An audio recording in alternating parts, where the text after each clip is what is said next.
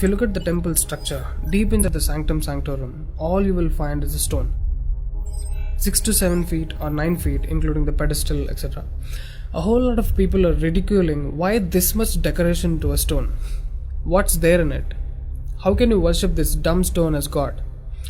To all the idiots who are ridiculing idol worshipping, let's talk science, okay? What is it? It's a rock. What is rock? Rock is made up of metals and minerals.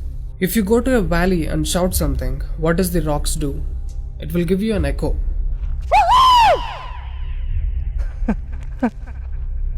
It's an open place. The sound travels, hits the rock and throws it back. This phenomena is called echo and it's scientifically proven, everybody knows it. Depending on how loud you send the sound waves, accordingly rocks will throw back an echo. Every rock, that's why you will hear 2-3 sounds at different intervals. Visually you cannot see what's happening, but you can hear it. This is in open space. Imagine if you're doing it in a closed place.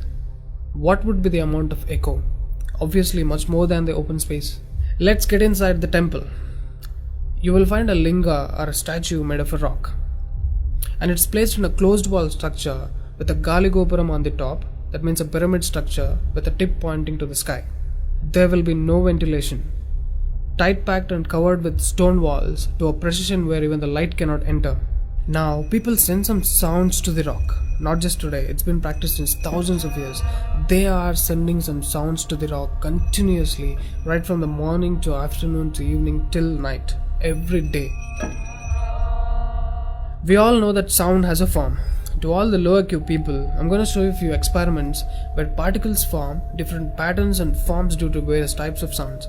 I saw a beautiful music video in this channel in which they show how water, fire, particles respond to the sound. It's an incredible experiment, you must watch it. It is a film to describe to you the effect of cymatic frequencies. Now, 72% of your body is water. 12% is earth, 6% is air, 4% is fire and the remaining is space. Don't you think this sound has an impact on your system? Look at how drastically the water is responding to the sound. Similarly, fire. In fact, everything in the cosmos responds to the sounds. That's why yogis of the past have always said sound is the basis of existence. Every form is a certain reverberation of sound. If you master the sound, you can play with the 5 elements. That's how the sages of the past used to walk on water, disappear into the air, walk through the walls, etc. In Harry Potter movie, what you have seen is just a fiction story. But here, we have got yogis who did all that for real. Even though there are many mystics who can do these things, not just them. You and I can do it if we attain certain mastery over the sound. You need a perception beyond the senses to do that. For that, you need to do a different level of sadhana. You can't do that in a laboratory through some dumb experiment. All those who tried either ended up neurotic or died an utter failure. Wasted a lot of money in the research.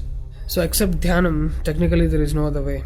Sorry to disappoint the people who are lazy to yoga. Okay, sound. I recommend you to watch more such experiments in YouTube to understand better what I'm trying to say here. Inside the temple, they chant some mantras. What happens is, the sound will touch the stone and bounce back in different directions.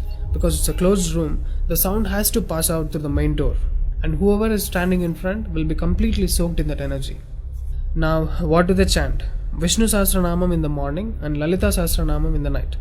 There is Shivopasana Mantram, Lingastakam, Am Namah Shivaya, Nirvana Shatakam, etc., which will have different impacts on the human system.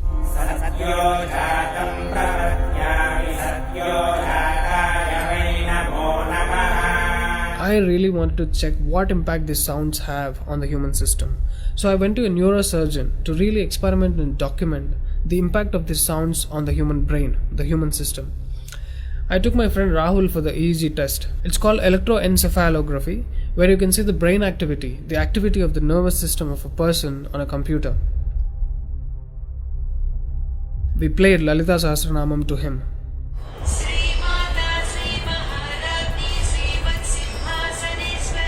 Rahul, relax your face.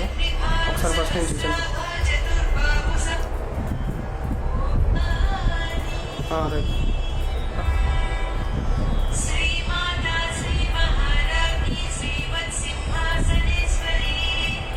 The kind of parasympathetic differences that he's getting is anonymous.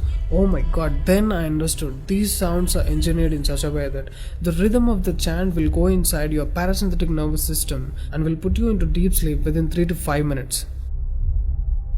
First thing is, the chant is some thousands of years old. How could these ancient sages know that these sounds impact the parasympathetic nervous system? They do it in the night. And in the morning they chant Vishnu Sahasranamam, the 1000 names of Bhagavan Vishnu. And again, these sounds are engineered in such a way that it will wake you up to a peaceful and refreshing state of mind. I'm sure most of you are suffering with painful wake-ups, with such an irritated mind that you can't sleep and you don't enjoy waking up. If you listen to Vishnu Sahasranamam in the morning, it will clear all these clutches in the brain and you will be super fresh when you wake up. Even today you can go and check in Tirupati temple. They will chant Vishnu Sahasranamam in the morning and Lalita Sahasranamam in the night. This is a clear science evolved and being practiced in temples. Even now in most of the temples they're still doing it without knowing why they're doing. I went and asked one of the priests in my hometown. He said, no, they're doing it since so many years. Or they will say something like, it's good for your health, you will get money, pregnancy, etc. This is one more reason why temples are ending up in ruins here. There is no one to talk about the science behind it. Why sounds and why the rock?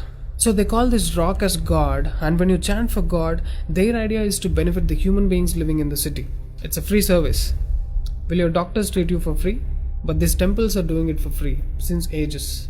But now these temples are under attack. It's time to free them from government's control.